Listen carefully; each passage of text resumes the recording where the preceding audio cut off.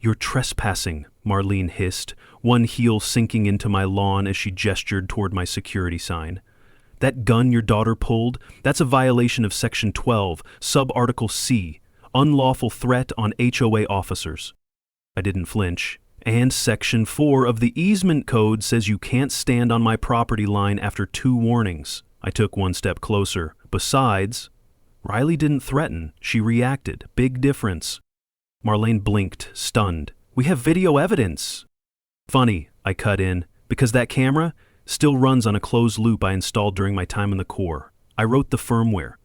Your evidence never left the server." "Name's Cole Hartman. I spent 14 years in Marine intelligence, 6 of them designing surveillance tech that doesn't leave tracks.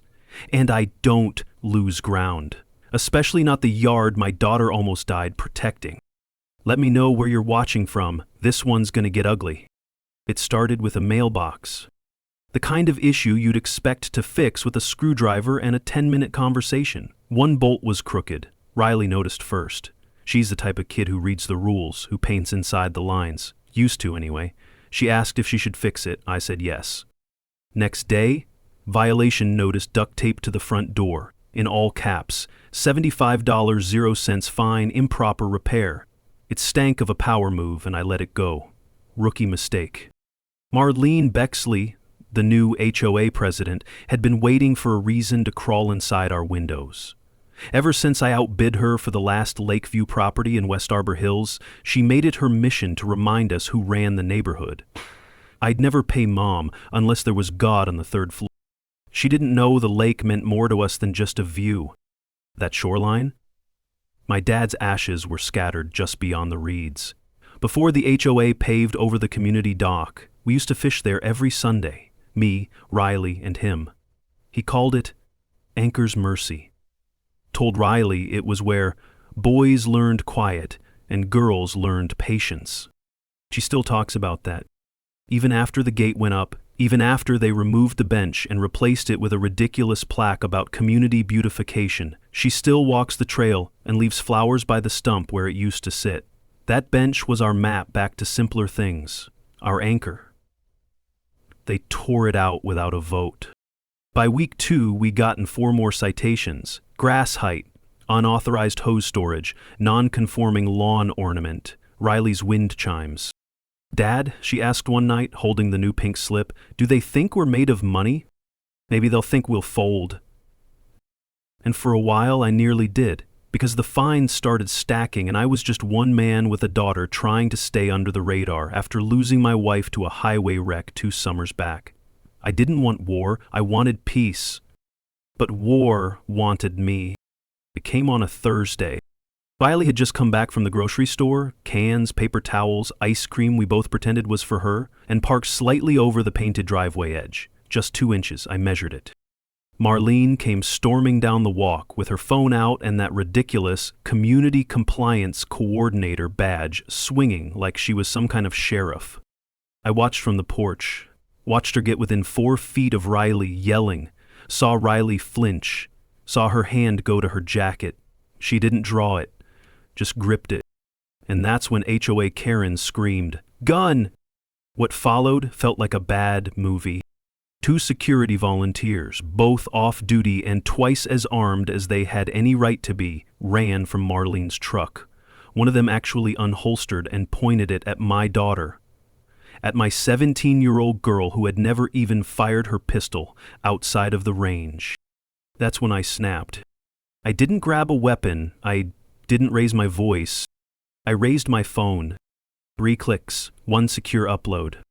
I had eyes on every HOA camera, knew which servers were local and which ones were dummy-linked to Marlene's garage router. I set those up during a community volunteer weekend 2 years ago. No one asked who I was. No one asked what I knew.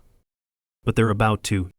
Because the second they aimed a weapon at Riley, this stopped being about citations and lawn ornaments.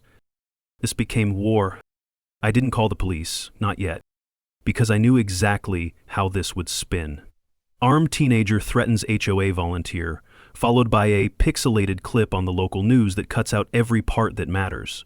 And besides, I wasn't looking for someone else to write our story. I was going to. While Riley stayed inside, curled up under that old quilt my wife stitched from her deployment uniforms, I went back out with my wrench, fixed the crooked mailbox again, twice, polished it till the brass shone like a mirror. Sometimes doing the small things is how you gather control, even if your hands are shaking. By morning, the neighborhood group chat was on fire. Screenshots started flying, one from Marlene's husband claiming we harbored weapons and that Mr. Hartman has military-grade surveillance gear in his home. He wasn't wrong. But context matters. That's when the first real threat came, an official summons taped to our door. Emergency HOA hearing, allegations of threats and hostile conduct, location, Community Rec Center, time 6:00 p.m. sharp, attendance mandatory. No phone number, no hearing rights listed, no chance to speak with counsel. Just mandatory. That word hit different. See, when I was deployed, we had another word for mandatory. We called it bait. And bait only works if you don't know you're walking into a trap. I spent the day watching. 2 volunteers in golf carts took shifts circling our block. Marlene paced up and down the curb like a mall cop with something to prove. One guy, a new face, stocky build, wraparound shades, hovered a little too long by my fence. When I stepped out, he pretended to tie his shoe. The man wore loafers. I made tea and waited. Riley didn't ask if she had to come. She just came into the kitchen, set down her cup, and said, "They won't listen." I looked up. "They're not supposed to." She blinked. "Then why go?" "To make them nervous." She grinned. "Just a flicker." But I saw it. The same stubborn spark her mother had. The one that wouldn't back down even if you put a tank in her path. We drove to the meeting together, quiet. She wore her ROTC hoodie. I wore the same boots I'd worn in Kabul. And in the lot behind the rec center, I saw something I didn't expect. The trucks, about a dozen, no logos, no official badges. Just men leaning on their tailgates with folded arms, eyes shaded, and backs straight. Old buddies.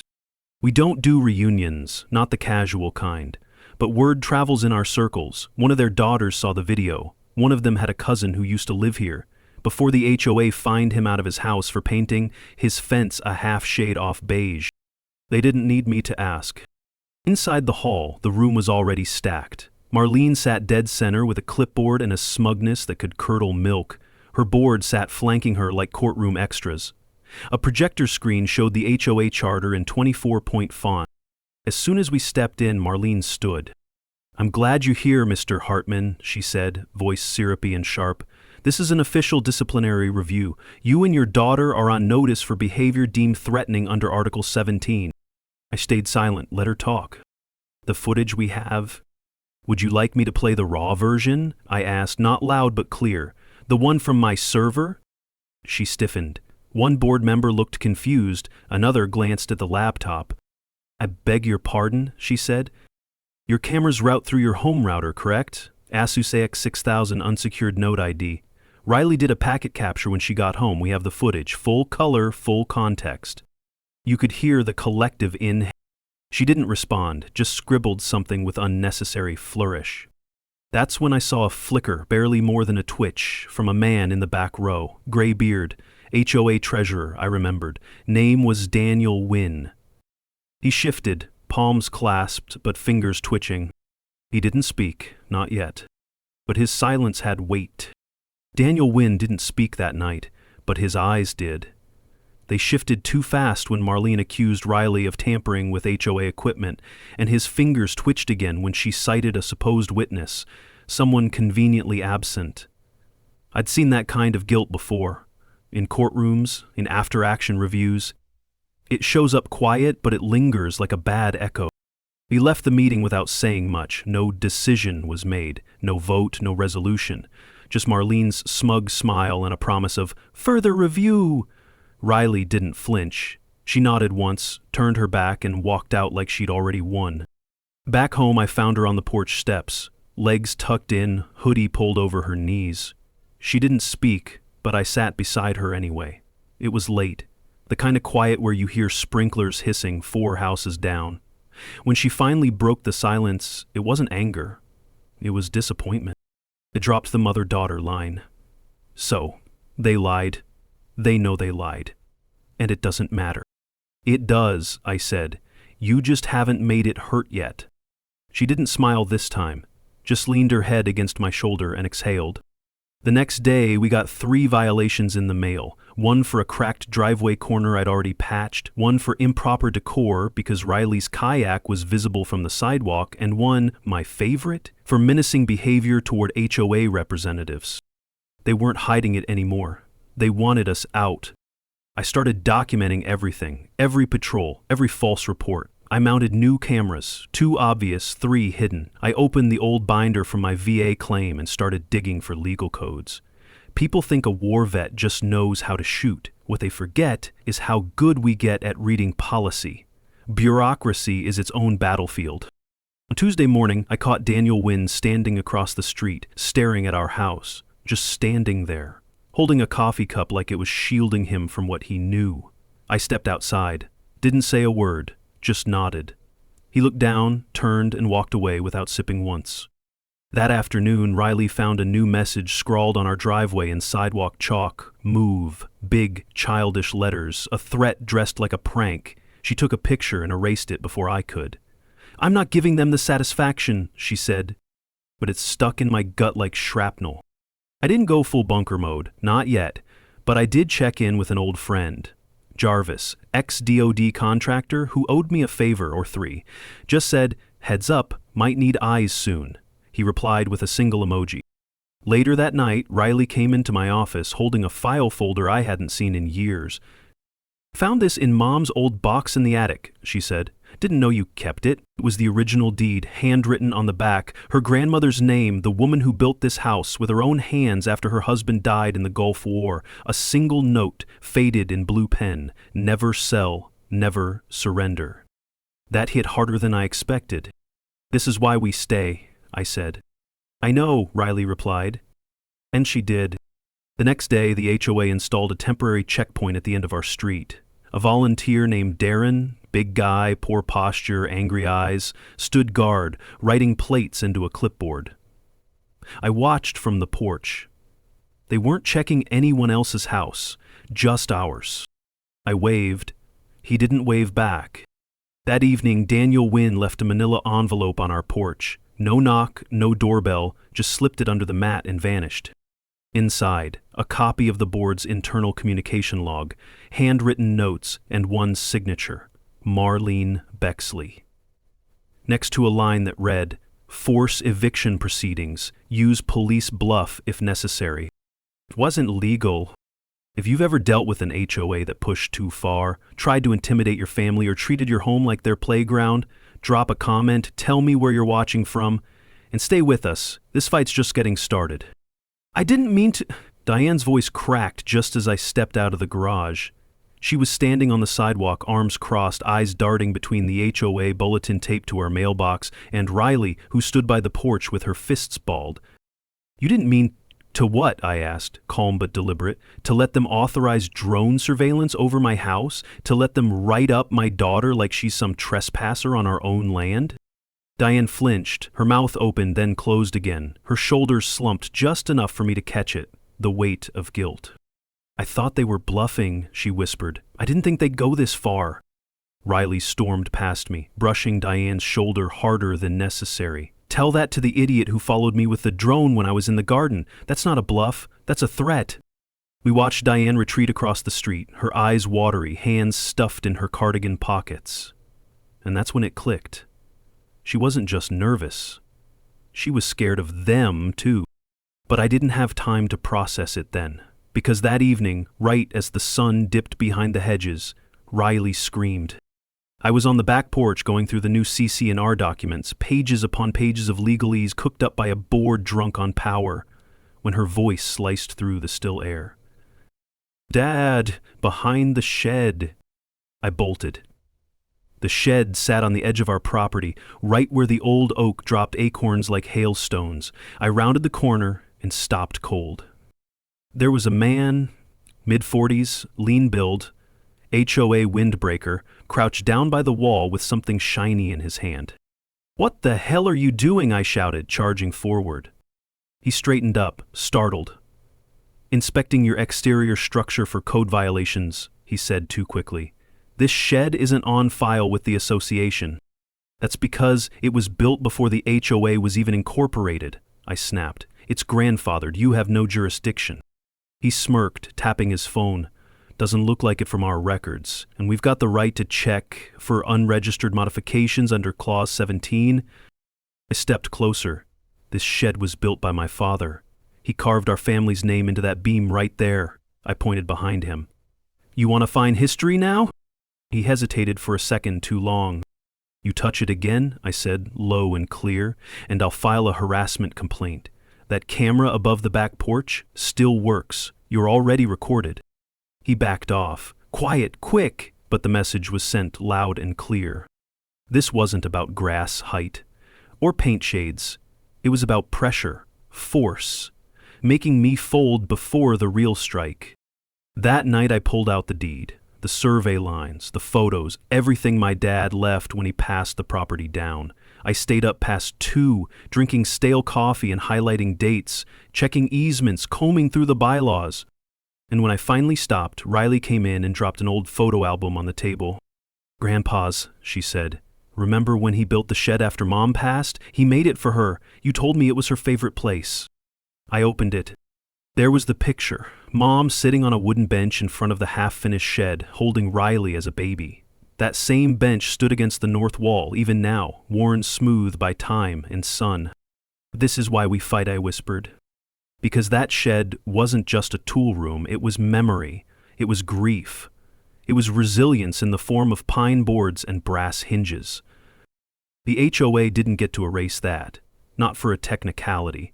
Not for some unchecked ego wrapped in a clipboard and windbreaker. And that's when I started building the case. The next morning, Riley found something strange wedged under the shed's old bench. An envelope sealed with blue wax and our last name scribbled on it in my dad's handwriting. I stared at it like it was a ghost. No one's touched that bench in years, I muttered, turning the envelope over. Where the hell did this come from? Riley just watched, arms folded, her face pale. You think he left it on purpose? For now? I peeled it open carefully. Inside was a single sheet of paper and a Polaroid photo. My father, standing in front of the shed with a city inspector, both holding up what looked like a notarized permit. The date? August 12, 1994. Below it, in Dad's rough block handwriting, if they ever try to erase your roots, show them where we started. I sat down on the bench, my knees couldn't hold me anymore. The shed wasn't just a memory, it was a line in the sand. And they'd just crossed it. I flipped the photo over. Taped on the back was a tiny folded map. My dad's handwriting again, scrawled notes pointing to the original land boundaries and city zoning files. Files that, as far as I knew, hadn't been digitized. Riley, I said slowly, holding the map up to the light. We're going to the basement. Our basement was more crawl-space than anything else. Damp, low ceiling, filled with boxes that hadn't been opened since 2005. But something about that note, it pulled me down like gravity. I let Riley lead the way with the old lantern. The pull cord light had gone out years ago, and neither of us ever bothered to fix it. Dust clung to every surface, and the air smelled like damp newspaper and motor oil. Check the boxes near the water heater, I said. He always kept the important stuff close to the foundation. She knelt and pulled open a tattered box labeled Utility Docs. A loud thud echoed as something heavy dropped inside. What was that? She asked. I crouched beside her, pushing aside brittle papers and plastic sleeves, until my hand landed on a black metal lockbox. It wasn't locked. Inside, original building plans, surveyor letters, and a faded green folder with the city's seal on the corner. City zoning approval, I breathed. He wasn't just covering his bases, he was covering mine. I couldn't stop the small laugh that escaped. It was half joy, half fury. He knew they'd come for this land one day. Riley handed me another envelope buried in the folder. Look. It was addressed to me, sealed tight, different ink this time, thinner strokes written near the end, I could tell. I opened it slowly. Don't let them bully you, Cole. You were born to protect things that matter. This land matters. You built your daughter's future on it. If they think they can take it from her, they'll have to go through you first. I closed my eyes. When I came back upstairs, I wasn't tired anymore. I was locked in. Because now, this wasn't about a shed or a citation. It wasn't even about me. It was about standing between Riley and the people who thought power made them untouchable. Later that day, I went to the town archives. They looked at me like I was crazy until I flashed the permit copy and the old city seal. An older clerk nodded slowly, disappeared into the back, and came back with a dusty binder I never knew existed. "Subdivision zoning pre-home formation," she said, placing it on the desk. "Only a few copies of these left. You're lucky your father had this recorded." Lucky wasn't the word, but I thanked her anyway.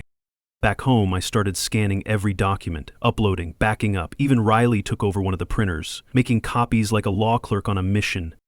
The war had gone digital, and I wasn't fighting it alone anymore. The next morning, I parked myself at the dining table, zoning files on one side, scanned PDFs on the other, and Riley across from me with 2 mugs of lukewarm coffee and dark circles under her eyes. We hadn't slept, not really. Not after what we found in that box. "Dad," she said, rubbing her eyes, "you realize this folder, the binder from archives, it rewrites the whole timeline of this neighborhood." "Yup," I said, tapping the permit copy. "This land wasn't just part of some HOA plan, it predates them. The shed, the easement, everything they're claiming jurisdiction over, they have no legal claim." Her eyes widened. "Then why are they pushing this so hard?" "Because they think I won't push back." Riley let that settle before whispering, "What if they knew? What if someone on the board already saw this stuff and is trying to cover it up?" That stopped me cold. She wasn't wrong. The speed at which Marlene escalated, from letters to threats, then showing up armed, it didn't feel like someone enforcing rules. It felt like someone trying to bury something. I checked the calendar. Board meeting was in 3 days, and I had a plan. But first, I needed leverage. "Come with me," I told Riley. We went out back. The sun was just starting to heat up the dew. I walked over to the bench, Dad's bench, and tapped the armrest twice. A small latch popped up from the side. Riley's jaw dropped. "You put a compartment in the bench?" "Hell did, I just maintained it." Inside was a small, rust-proof lockbox. Taped under the lid, a flash drive. Labeled in permanent marker, Pine Creek Files. I'd never opened it. I didn't know what was on it. But if Dad stored it there, it was something. I plugged it into my laptop. Minutes later, I sat back, stunned.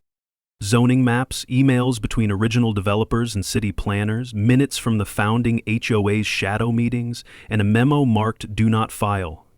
It was from Marlene's father. Turns out, the original Pine Creek board was formed using falsified voting records. They never had legal quorum. They never had power. "Holy crap," Riley whispered, staring over my shoulder. This is enough to dissolve the entire HOA. I nodded, heart pounding. If I go public with this, Marlene won't just lose her position, she'll lose everything tied to it. Reputation, property leverage, and maybe more. But we needed something else, a witness. And that's when Diane showed up. She knocked like a guilty woman, 3 slow taps, then nothing. When I opened the door, she didn't speak, just stood there holding a small folder to her chest like it weighed 100 pounds. "I need to talk," she said finally, "alone." Riley excused herself to the porch. Diane walked in, shoes squeaking on the tile, and placed the folder on the table. "I can't do this anymore," she said. "I joined the HOA to help neighbors not surveil children or threaten people over tree heights, and now Marlene's dragging everyone down with her lies." I didn't say a word. I just opened the folder. Meeting notes, emails, a copy of a recent citation report with Riley's name deliberately added post-submission. Diane had highlighted the change in red. "She forged it?" I asked. Diane nodded. "She said it would push your hand, said you'd finally break and either leave or retaliate, but you didn't break." I sat back, letting it all click together. "And if I take this to court?" "You'll win," she said. "But I'll lose everything, unless you protect me." "I don't make promises I can't keep," I said, "but I will make one thing clear. I'm not playing defense anymore." Diane stood slowly, her hands trembling. "Then make it count." When she left, Riley walked back in, eyebrows raised. Was that An ally, I said. And as I looked out at the bench again, sunlight cutting across it like a spotlight, I smiled. This was the beginning of the end. What would you do if someone forged your daughter's name just to push you over the edge? Ever stood your ground when the odds were stacked against you? I'd love to hear where you're watching from and what your HOA horror story looks like. Drop it in the comments below, and if you're as fired up as I am, stick around. This fight's about to go full throttle. Diane's confession in the doorway felt like a thunderclap, quiet but cracking the whole sky. We spent the rest of the afternoon mapping it out, forged violations, zoning fraud, and the Pine Creek files that exposed HOA's illegal formation. But we needed a trigger. That night, Riley set up a meeting with Jarvis, my ex-Dodd contact. He arrived with 2 professionals, tech-savvy, unmarked vehicles, calm confidence. "We listen," Jarvis said simply. No bravado, just sharp eyes and quiet assurance. "Here's the situation," I told them. "We've got document evidence, but Marlene's brazen. We need proactive proof, recorded proof, something she can't lie away." Jarvis looked at Diane, who still trembled slightly. "She can't talk?" "She can," I said, "just needs assurance." Riley stepped in. "We need to record her admitting she's running a fake HOA, or better, having someone draw a weapon illegally." Jarvis nodded slowly. "We'll set a meeting with Marlene. Pretend we want to negotiate. You bring in Diane as the emotional board rep. We'll record it." He looked at me. "Legally recorded, of course." Diane swallowed. "I don't know if I can lie to her." "You won't lie," I said. "You'll just ask questions, be confused, force her to say the truth." She nodded, resolve flickering through her fear. We'd planned for Saturday afternoon at Marlene's house. Cover story, community review of zoning rules and volunteer questions. Diane would ask about forged violations. Riley would ask about drones and weapons. I'd watch from the living room with Jarvis's team hidden but listening. Saturday came. The sky was clear, soft light, not too bright. Diane, me, and Riley knocked on Marlene's front door. She answered, surprise tight in her smile. "What's this? A neighborhood panel?" Diane stepped forward. I've had questions about how we're enforcing rules. There are rumors, Marlene, about forged violations, about security cameras and drones, even guns." Marlene's tight smile faltered. "That's nonsense. We follow the books." Riley jumped in. "What about that night you pointed a weapon? That's on camera, right? HOA security footage?" Marlene's jaw clenched. She backed inside, slammed the door closed. We heard a lock click. I drifted back, checked the hallway camera. Still ours, rerouted during volunteer weekend, barely twitching. I motioned to Jarvis's tech guy. He slid in and switched the feed to record audio as well. We waited 30 seconds. Then the door opened again. Marlene stood there, holding a pendant light chain. "You were trespassing," she spat. "I don't have to explain myself." Diane folded. "Marlene, the violations are showing your signature afterward. The zoning permits are dated before your HOA existed. You've been forging documents." Her voice rattled. "I did what had to be done to preserve the community standard." Riley tightened her grip. "So you used guns and threats to scare us into compliance? You used forged board votes to fine us for doing things our own family did decades ago?" "That's ridiculous." Marlene's words trembled. "Absolute nonsense." Diane's voice wavered, then steadied. "You authorized the drone, the camera, the checkpoints. You pushed Darren into threatening my daughter." Something slipped in Marlene's eyes. The dam broke. "Maybe I overstepped," she whispered. "But you forced my hand. You wouldn't back down after a mailbox. I thought I was protecting the neighborhood." Riley pressed. "By pointing a gun at a kid?" Marlene sank. "I was scared," she admitted, voice low. "Afraid of what you'd cause. People were complaining about you. I panicked." The door swung open wider. "But I never intended to threaten anyone," she added, relief and regret warring in her tone.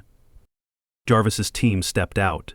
"We recorded everything," Jarvis said. "We'll publish it so the board hears you." Her face went pale. She backed away. We walked out, Diane almost floating beside us as we climbed into the car. On the ride home, Riley broke the silence. "She admitted it." I slid my arm around her. "She did." Diane exhaled. "I knew she'd crack with truth. Thank you." I looked forward at the road. We had what we needed, Marlene's admission, not something she could deny. We were ready to go public at next week's board meeting. As the bench came into view, my chest tightened.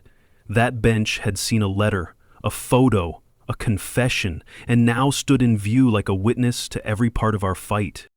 The trap was set. Next week, we called checkmate. The Monday after Marlene's confession, things started shifting. Not loud, not immediate, but you could feel it, like pressure behind a dam.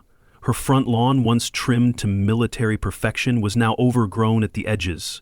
The HOA newsletter skipped its usual chirpy tone and came out 2 days late, with no mention of board updates. And more than that, neighbors stopped waving at her. It was subtle exile. I spent the next day putting our strategy in motion. Jarvis and his team compiled the audio. Diane, now our silent soldier, helped match the forged documents to specific dates and signatures. Riley uploaded everything to a cloud drive under a public timestamp, backed it up on an encrypted drive, and placed it in my safe. Evidence wasn't just a hammer. We needed it to be untouchable.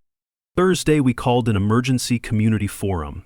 Not a board meeting, not HOA mandated, just a gathering, everyone welcome. We booked the church hall 2 blocks over, the same one my wife used to host her 4th of July pie bake-offs. I remembered her voice echoing off the walls as she laughed with Riley over who used too much cinnamon. It felt good to walk into that space with purpose again.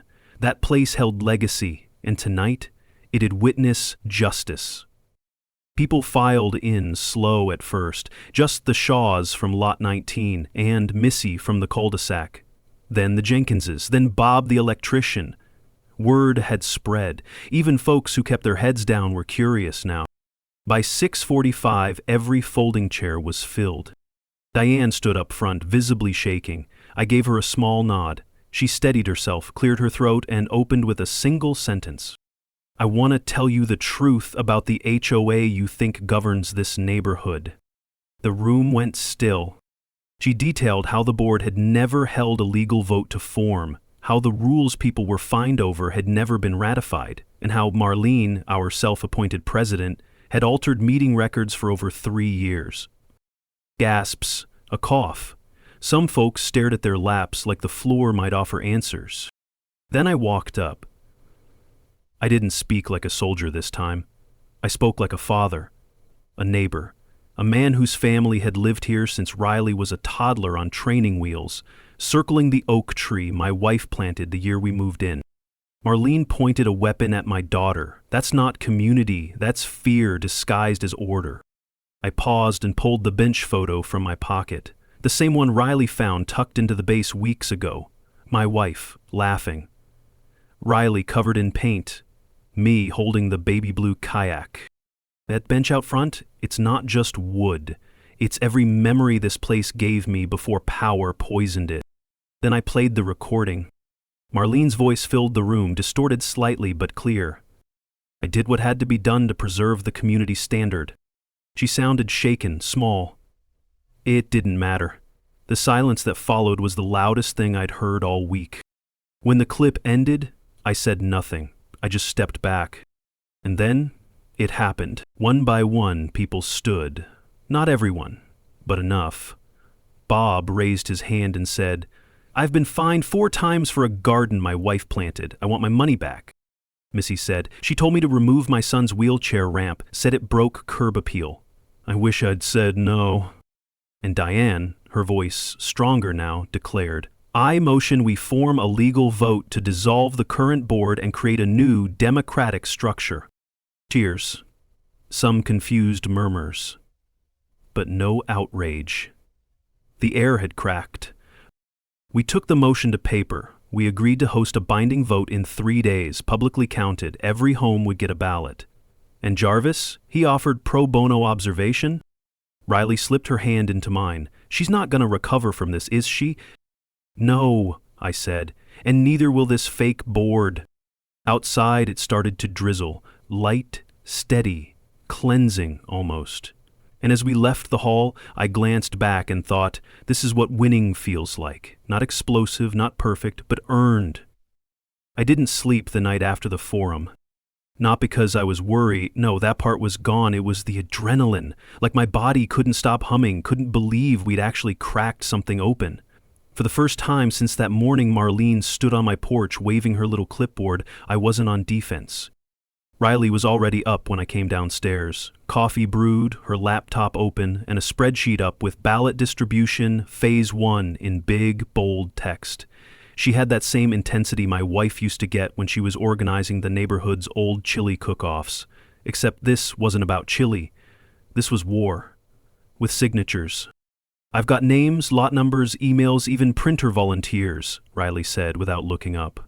"Only thing we need now is to make sure Marlene doesn't pull something." I raised an eyebrow. "Like what?" "She's not just gonna sit and let this vote happen. You know her." I did. Oh, I did. And Riley was right.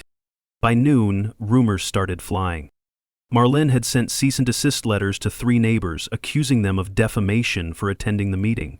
One guy, Mark from Lot 8, got a certified envelope that said the HOA would pursue him for disruption of governance. We knew it was smoke. Intimidation. But it worked. 2 folks already texted me they were out, too nervous to be named. I called Jarvis. He laughed. "That's bluff.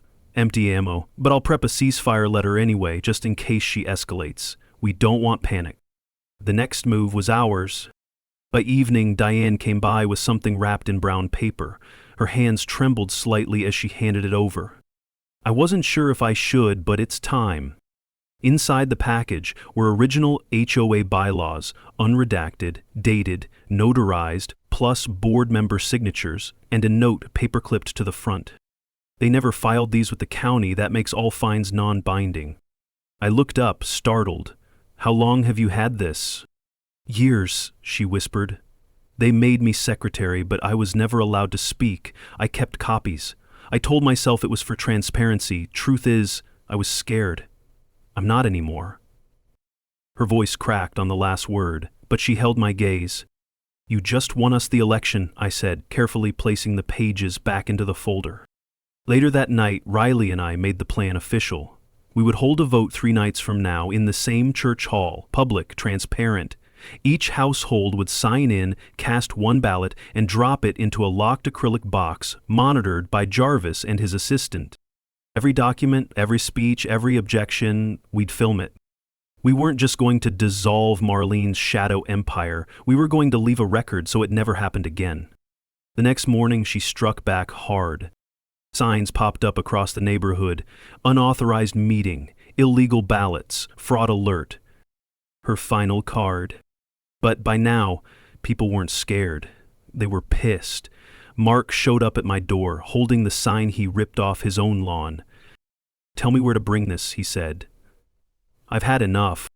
I laughed for the first time in weeks. And by evening, people were already calling the church for seat reservations.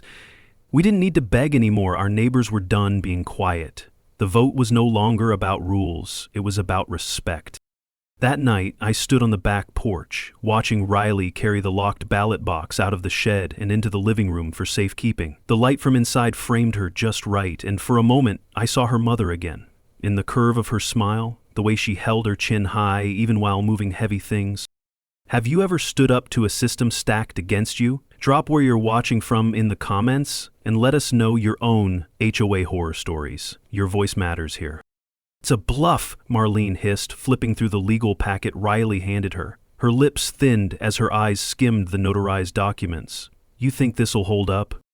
I leaned forward across the boardroom table, letting the moment hang.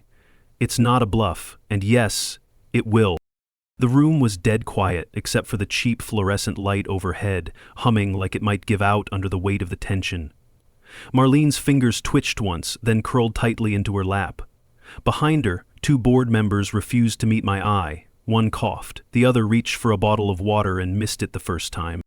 "I'm guessing you didn't know about the easement transfer," I said, "or the statute from 1998 that legally forces HOA disputes to arbitration if a public safety claim is involved. Riley's incident, it qualifies." Riley, seated beside me, didn't flinch. Her arms were crossed, her expression carved from stone. It was the same look my wife used to give when a contractor tried to overcharge us back in the day. Marlene gave a brittle laugh. You wouldn't dare drag this out in court. I already did, I said, sliding over a stamped filing copy from the county clerk's office. And just for fun, I subpoenaed your internal communications. That got a reaction. One of the board members, Frank, the one who'd avoided eye contact earlier, shifted like the seat had turned to fire. Marlene's eyes narrowed on him. Who? She barked. Who gave them that? I'd be less worried about that, I said, leaning back, and more worried about the email thread where you discussed planting evidence. Riley reached into her folder and pulled out the printout. Page 12. Your words, Marlene. Make sure it looks like she crossed the perimeter. The silence wasn't still, it pulsed. You can't use this, Marlene snapped. This was a closed system. Logged from your HOA-issued device, Riley said, on an unsecured channel. You have no expectation of privacy under open board policies. Your own bylaw addendum makes that clear. She blinked, just once. It was almost impressive how hard she fought the collapse. Frank finally spoke. I didn't know it went that far. Marlene turned on him. Oh, shut up, Frank. Don't, I warned. Not here, not after what happened on my lawn. Her eyes flicked to me. Yeah, I said. I found the shell casing. Still had your security contractor's print on it. The private one you hired off books. He left a trail of transactions through 3 burner companies you control under your husband's firm. Another folder hit the table. And just to cover my bases, I added, I brought in someone from the state attorney general's office. She'll be here in 15. The words landed like a dropped anvil. I never pointed a gun, Marlene said, her voice cracking just slightly. But your guy did. At my kid. No one breathed. You let power rot you, I continued. You thought no one would notice. One driveway fine here, a petty rule there, but this was a line. I stood. Riley followed. I'm offering you 2 choices, Marlene. Step down quietly, or come to the meeting tomorrow night and try to defend this in front of the whole neighborhood. Her jaw clenched. You'd really do that? I already mailed the invites. And with that, we walked out. Outside, the air felt different, heavy still but clearing, like the moment after a storm breaks and you realize it didn't take the house. Riley looked up at me.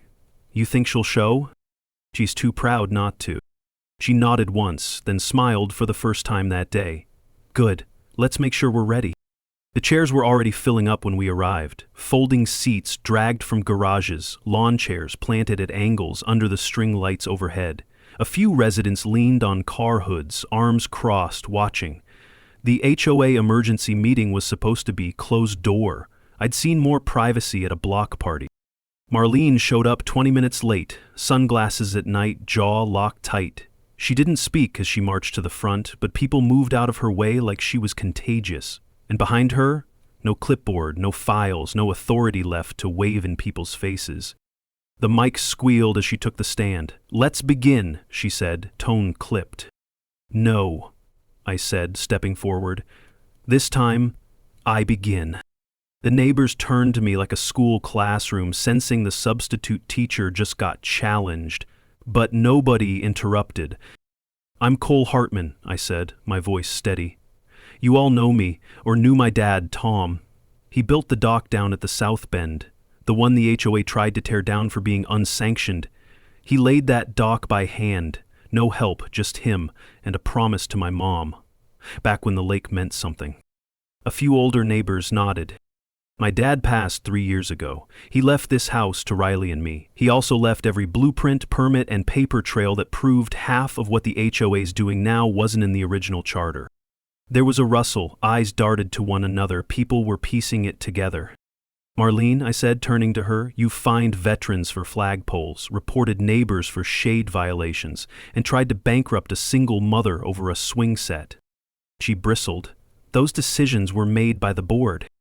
I've got your signature on all of them, I said, pulling a folder from my satchel, alongside forged amendments, dates altered by 1 day to slide under county review.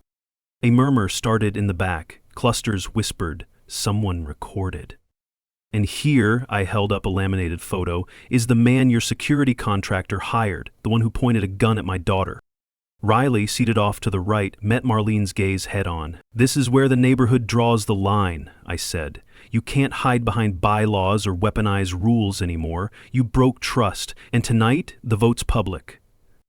Frank stood up from the second row, no hesitation this time. "I vote she's removed."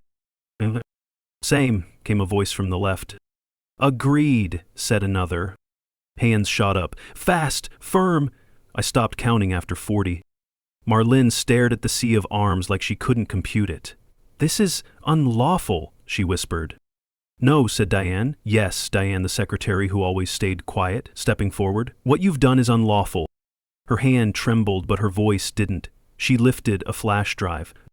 "I saved everything," she said. "Board emails, vendor payments, the audio file from the private meeting where you said, 'Let them lawyer up, we'll bury them in red tape.'" The crowd reacted like a match had dropped on dry leaves. Marlene tried to speak, but her voice cracked. Just air.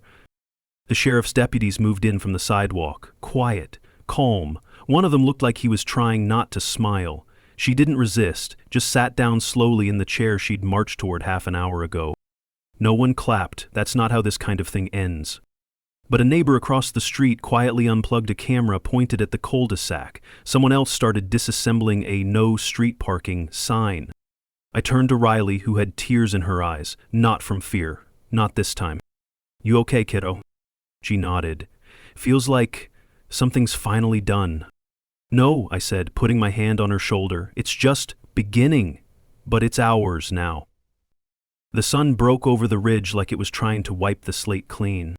I stood beside Riley on the dock my dad built, the one they tried to rip out with a backhoe and a lie. The lake was still. No buzz of drone patrols. No HOA truck idling at the curb. Just the breeze and the creak of old wood that had held through decades of storms. Riley nudged a screw loose with her sneaker. "Think we should fix it?" "Not yet," I said. "Let it breathe, like us." It had been a week since the vote. Marlene had been charged embezzlement, intimidation, abuse of authority. Diane handed over everything without needing to be asked. The feds barely blinked. They'd been watching for months. Turns out Marlene wasn't just petty, she was sloppy. The new interim HOA board was made up of actual neighbors, people who still mowed their own lawns. One of them even apologized, said, "We let her speak for us, and now we see what that cost." I didn't need a parade, didn't want one. But what I did want, what Riley needed, was to finally live without fear in our own home. No codes taped to the door, no fines over forgotten trash bins, no more looking over our shoulders every time the porch camera pinged. The best part, the neighborhood started helping each other again. Frank showed up with a pressure washer and did half our sidewalk without asking. Julie from down the lane handed Riley a box of handmade cupcakes with a sticky note for surviving Karen's regime. Even Diane, now officially retired from the board, sent over a handwritten apology and 2 books on constitutional law. She underlined the part about private property rights. "You really think it's over?" Riley asked. I looked out at the lake, the mist just lifting. No, but we finally pushed back, and people remembered what community's supposed to mean. She didn't say anything else, just leaned into my side. We walked back to the house together, no cameras followed. Later that afternoon, I screwed a new plaque into the dock post. Simple brass, polished clean. It read, "For Tom Hartman, built by hand, protected by family." And right beneath it, in Riley's handwriting, "We don't fold." We grilled burgers that night. Nothing fancy, just enough. And as I stood under the old string lights we'd hung for Mom's birthday years back, I realized something. The fight wasn't about power. It was about dignity. About never letting someone else tell you what legacy is worth keeping. And about knowing exactly when to push back, and how hard. Because when someone threatens your child and calls it policy, they don't get to keep the neighborhood. You do. Because it's yours. And it always was. "This dock's still standing," I told Riley as we packed up the grill. "So are we. Now it's your turn. Ever had to fight for your home? Dealt with an HOA nightmare of your own? Tell me where you're watching from and drop your story in the comments. I read every single one. Let's remind them they're not the only ones with rules.